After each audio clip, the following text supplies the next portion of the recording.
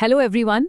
कानून की किताब यूट्यूब चैनल के एक और शानदार लीगल एक्सप्लेनर में आप सभी का बहुत बहुत स्वागत है।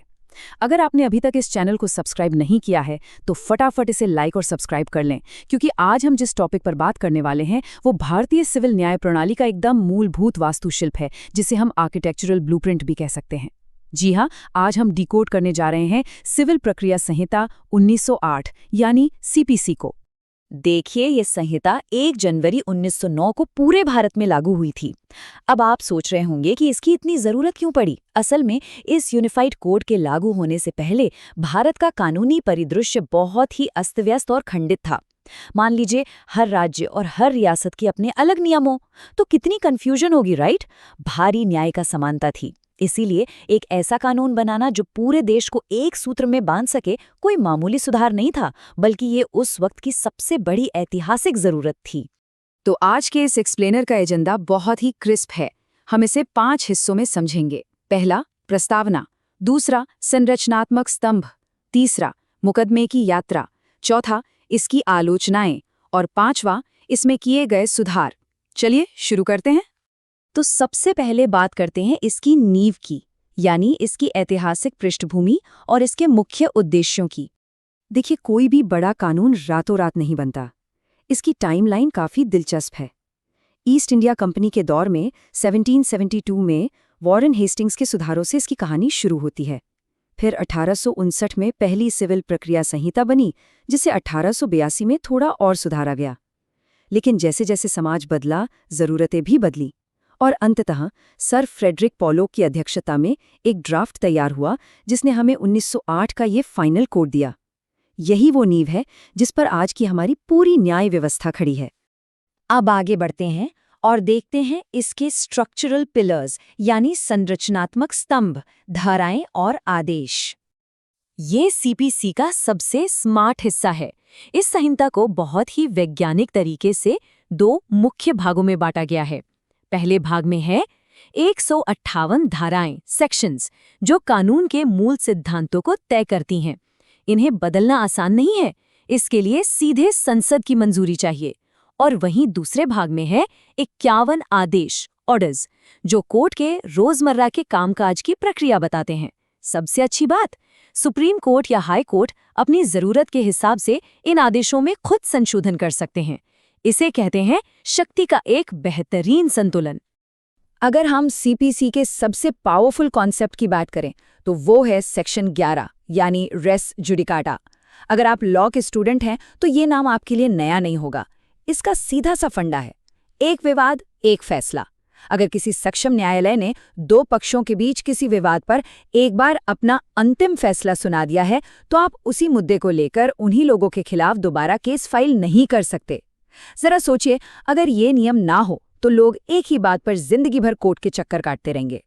लेकिन रुकिए, कोर्ट ऐसे ही किसी मामले को खारिज नहीं कर देता। रेस जुडिकाटा लागू होने के लिए इन 5 शर्तों का पूरा होना एकदम मैंडेटरी है। पहला, पहले से कोई केस होना चाहिए। दूसरा, वो किसी कॉम्पिटेंट यानी सक्षम कोर्ट द्वारा सुनाया गया हो। तीसरा, पार्टीज सेम हो। चौथा, सब्जेक्ट मैटर वही हो। और पांचवा, उस पर अंतिम फैसला हो चुका हो। सत्यध्यान घोसाल मामले में सुप्रीम कोर्ट ने बहुत गहराई से समझाया था कि यह सिद्धांत असल में न्यायिक प्रक्रिया की गरिमा और कोर्ट का समय बचाने के लिए कितना क्रूशल है। चलिए, अब इस थ्योरी से निकलकर थोड़ा प्रैक्टिकल दुनिया में चलते हैं। देखते हैं कि एक सिविल मुकदमे की पूरी यात्रा कैसी होती है। एक मुकदमे का सफर कुछ इस तरह तय होता है। शुरुआत होती है आदेश 7 से, जब आप अपना वादपत्र यानी प्लेंट कोर्ट में फाइल करते हैं। इसके बाद आदेश 8 के तहत दूसरी पार्टी यानी प्रतिवादी को जवाब देने के लिए 30 से 90 दिनों की एक सख्त डेडलाइन मिलती है, जिसे लिखित कथन या रिटन स्टेटमेंट कहते हैं। फिर आता है आदेश 9, जहां कोर्ट में दोनों पक्षों को हाजिर होना पड़ता है, और अगर कोई नहीं आया तो कोर्ट एक तरफा फैसला भी सुना सकता है। और अंत में जीत को हकीकत में बदलने के लिए आता है आदेश 21, यानी डिक्री का निष्पादन, एग्जीक्यूशन। खैर, आगे बढ़ने से पहले एक छोटी सी रिक्वेस्ट। अगर आप अभी इस एक्सप्लेनर से जुड़े हैं तो कानून की किताब यूट्यूब चैनल को लाइक और सब्सक्राइब जरूर कर दें, क्योंकि असली कहानी तो अब शुरू होती है। अब एक बहुत ही प्रैक्टिकल सवाल उठता है। हम सब जानते हैं कि सिविल केस में अंतिम फैसला आने में सालों लग जाते हैं, तो इस बीच प्रक्रिया आगे कैसे बढ़ती है? और सबसे जरूरी बात, केस चलने के दौरान पक्षों के अधिकारों की रक्षा कैसे होती है? यहीं पर एंट्री होती है अंतरिम राहत की, और इसका सबसे बड़ा हथियार है आदेश 39, यानी अस्थायी निषेधाज्ञा, टेम्पररी इंजंक्शन। आम भाषा में इसे स्टे ऑर्डर भी कहते हैं। मान लीजिए आपका किसी प्रॉपर्टी पर विवाद चल रहा है। अब जब तक केस चलेगा तब तक क्या गारंटी है कि सामने वाला उस प्रॉपर्टी को बेच नहीं देगा या नुकसान नहीं पहुंचाएगा। इसीलिए कोर्ट ऑर्डर 39 का इस्तेमाल करके उस प्रॉपर्टी को एक तरह से फ्रीज कर देता है, ताकि केस के पेंडिंग रहने तक यथास्थिति यानी स्टेटस को बना रहे। तो क्या कोर्ट किसी को भी यूं ही इंजंक्शन दे देता है? बिल्कुल नहीं। दलपत कुमार बनाम प्रहलाद सिंह केस में सुप्रीम कोर्ट ने साफ कर दिया था कि ऑर्डर 39 के तहत स्टे लेने के लिए 3 चीजों का एक साथ होना जरूरी है। पहला, प्रथम दृष्टयावाद प्राइमा फेशिया केस, यानी पहली नजर में लगे कि आपका केस मजबूत है। दूसरा, अपूरणीय क्षति इरिपेरेबल इंजरी, यानी अगर स्टे नहीं मिला तो ऐसा नुकसान होगा जिसकी भरपाई पैसों से नहीं हो सकती। और तीसरा, सुविधाओं का संतुलन बैलेंस ऑफ कन्वीनियंस आपके पक्ष में होना चाहिए। इनमें से एक भी मिसिंग हुआ तो स्टे नहीं मिलेगा। और अब एक ऐसा फैक्ट जो शायद आपको हैरान कर दे। क्या आप जानते हैं आदेश 21 में कितने नियम हैं? पूरे 106।